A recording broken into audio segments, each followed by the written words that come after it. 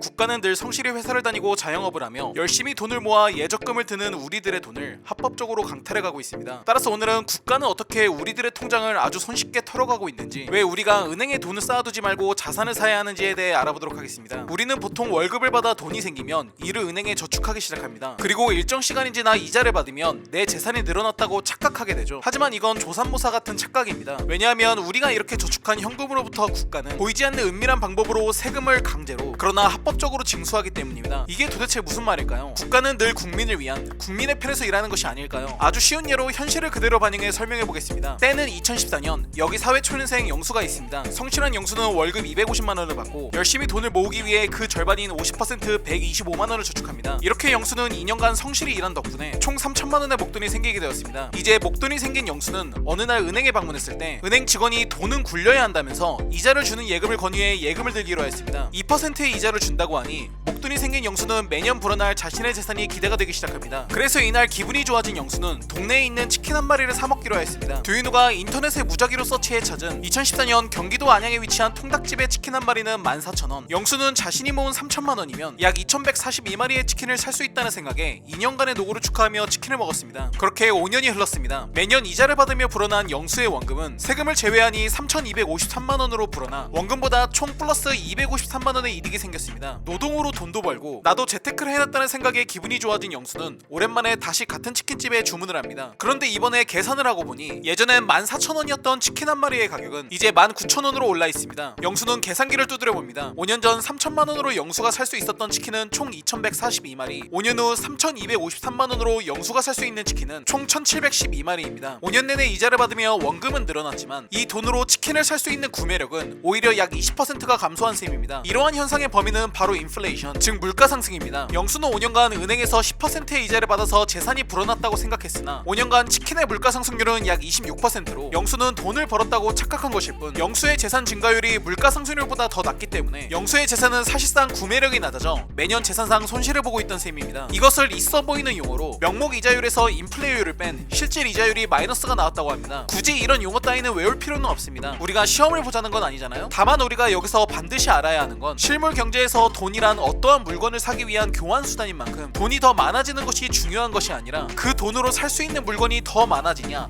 적어지냐가 중요한 점입니다. 내 재산 10억 원으로 서울 아파트 한 채를 살 수 있는 것과 재산이 5억으로 반토막 났지만 똑같은 서울 아파트를 두 채 살 수 있는 세상, 10억이 좋아 보이나요? 5억이 좋아 보이나요? 그러나 대부분의 사람들은 당장 내 앞에 가시적으로 보이는 통장의 액수에만 집중하고 눈에는 안 보이지만 사실 내 재산을 매 순간 갉아먹고 있는 인플레이션은 무시합니다. 이게 참 신기한 현상입니다. 당장 내 돈을 20% 빼앗아가는 것이나 20%의 물가 상승을 일으켜 내 돈의 구매력을 20% 잃게 하는 것이나 둘이 같은 결과임에도 많은 대중은 이러한 인플레이션에 대해선 저항이 적다는 사실이 말이죠. 이건 마치 우리가 치킨을 배달해서 먹을 때 음식값 18,000원, 배달비 3,000원에서 21,000원은 비싸 보이거나 순간 고민하게 되어도 아예 배달비를 음식값에 녹여 같은 치킨값 21,000원, 배달비 무료, 총 21,000원이라면 더 손쉽게 구매하게 되는 현상과 비슷하게 느껴집니다. 아 잠깐, 혹시 어린 친구들이 이 영상을 시청해서 인플레이션, 즉 물가 상승이 알듯하면서도 가슴에 와닿을 정도로 이해가 된 건 아닐 수도 있으니 아주 간단히만 짚고 넘어가겠습니다. 현재 30대인 두윤호가 1990년대 기억하는 과자 새우깡의 한 봉지 가격은 여기 차트에도 나오듯이 500원이었습니다. 그리고 현재 2022년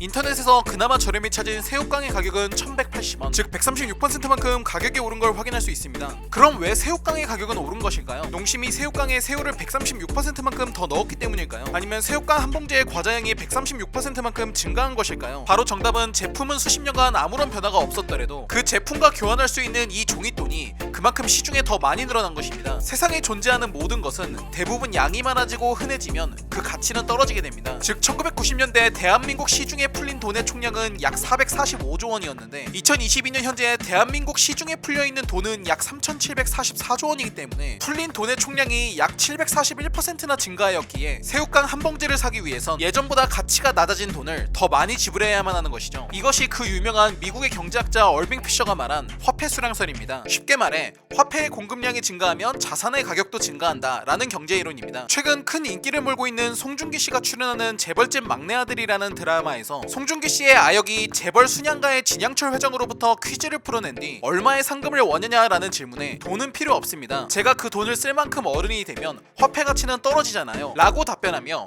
대신 분당당 5만 평을 상금으로 받아가는 장면이 있었습니다. 이는 드라마이긴 하지만 자본주의 경제 시스템이 가진 특징을 어린아이가 꿰뚫어보는 아주 좋은 예시가 될 것 같습니다. 자, 그렇다면 본론으로 돌아와서 도대체 누가 성실하게 돈을 모으고 저축한 영수의 재산을 강탈한 것일까요? 여기서 영수라고 예를 들어 지칭하긴 하였지만 사실 이건 회사를 다니고 자영업을 하며 성실히 돈을 벌고 저축을 하며 살아가고 있는 바로 평범한 당신에게 해당되는 말입니다. 이러한 인플레이션으로 하여금 영수의 재산을 도둑질하게 만든 건 바로 국가입니다. 국가는 크게 보았을 때 재정정책과 통화정책이라는 두 가지의 필살기로 시중에 돈을 풀어 인플레이션을 만들게 됩니다. 앞서 말했듯이 어려워 보이는 이런 용어는 외울 필요가 없습니다. 그냥 편히 들으시며 이해만 하시면 됩니다. 재정정책은 쉽게 말해 정부가 세금을 걷고 지출을 통해 돈을 풀어버리는 것을 의미하며, 통화정책은 중앙은행이 이자율을 올리거나 내려서 시중에 유통되는 돈의 양을 조절한다는 의미입니다. 이 두 가지 모두 시중에 돌아다니는 통화량, 즉 M2라 불리는 화폐의 양을 늘리게 돼 이는 인플레이션의 원인이 됩니다. 그렇다면 이것이 왜 국가가 여러분의 돈을 강탈하는 것이라 표현한 걸까요? 국가가 어떻게 돈을 쓰는지를 보면 됩니다. 국가는 당연히 세입으로 걷어들인 돈만큼 지출을 할 수 있습니다. 이것을 균형 재정이라고 합니다. 하지만 코로나19 같은 위기 상황 등 국가는 늘 다양한 사건과 환경에 직면하기 때문에 때로는 세입보다도 더 큰 지출을 하는 적자 재정을 하게 됩니다. 따라서 정부는 들어온 돈보다 더 많은 돈을 지출해야 할 때 국채를 발행하게 됩니다. 국채는 어려운 용어가 아닙니다. 우리가 돈을 꾸려면 채무증서를 쓰며 언제까지 얼마의 이자를 원금과 갚겠다고 쓰는 것처럼 국가가 필요한 돈을 조달하기 위해 채무증서를 발행하면 국채, 기업이 하면 회사채, 개인이 하면 사채라고 불립니다. 이렇게 정부가 지출을 하기 위해 국채를 발행하게 되면 중앙은행인 한국은행에서 돈을 찍어 국채를 사들입니다. 그럼 정부는 국채를 팔아서 생긴 돈으로 다양한 재정 지출을 감당합니다. 그러나 정부는 결국 이 돈들을 만기까지 갚아야 합니다. 즉 국채는 국가의 빚 같은 존재입니다. 따라서 정부는 빚을 내서 시중에 돈을 풀고 있는 셈입니다. 이걸 부채의 화폐화라고 일컫습니다. 그리고 이렇게 풀린 돈들은 앞에서 배웠듯 돈이 더 많아져서 더욱 흔해졌기 때문에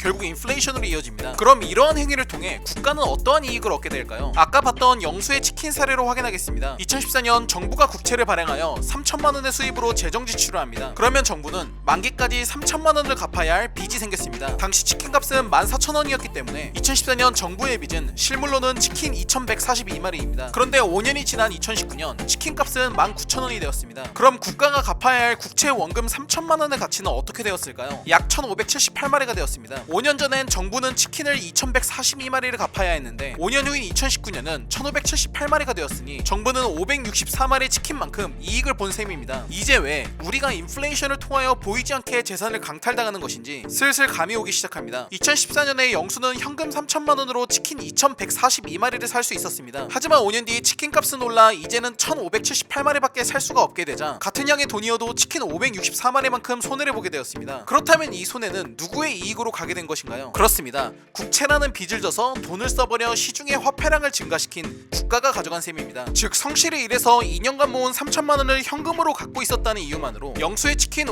564마리는 고스란히 국가의 이득으로 부가 이전된 것입니다. 이제 결론입니다. 국가는 부채를 일으켜 돈을 펑펑 써버려도 이후 이로 인해 인플레이션이 발생하면 국가가 갚아야 할 부채는 실질적으로 줄어들게 됩니다. 그리고 그동안 현금을 모아온 당신은 그만큼 손해를 보게 됩니다. 이는 당신이 잃어버린 부가 그대로 국가로 이전되어 국가의 부채가 줄어들게 도와준 셈이며 이것을 경제학 용어로 인플레이션 조세라고 합니다. 조세, 즉 세금입니다. 보통 세금은 내 돈을 정부가 직접 가져가기에 저항이 심한 편이지만 이렇게 보이지 않는 인플레이션 조세는 대중들의 아무런 저항도 없이 쉽게 재산을 강탈할 수 있는 것입니다. 최근 10년간 국가의 부채 현황을 보면 2014년 489조 원에서 현재는 1068조 원으로 국가 채무 1,000조 원의 시대를 열었습니다. 이 과정에서 현금만을 열심히 모아온 이들, 부동산 같은 자산을 갖지 못하고 전세나 월세로 살아온 이들, 열심히 저축을 하라고 국가가, 사회가 나서서 공익 광고까지 해 이를 믿고 성실히 따른 대다수의 사람들에겐 인플레이션은 보이지 않는 살인자라는 별명을 가지게 되었습니다. 국가와 정부를 믿지 말고 사회와 시스템이 외치는 소리의 의도를 알아채야 합니다. 혹시 코로나19 지원금 몇백만 원을 받아서 돈이 들어오니 기뻐한 사람이 있으시나요? 이 지원금 때문에 시중에 풀린 수백조 원의 통화량 증가 덕에 자산을 가진 부자들은 몇백만 원이 아닌 몇억, 몇십억 원의 인플레이션 혜택을 누렸습니다. 국가는 절대 우리의 삶을 책임지지 않습니다. 여러분의 삶은 아무도 책임져주지 않으며 이 말을 순순히 믿는 이들의 말로는 벼락거지라는 신조어의 희생물이 될 뿐입니다.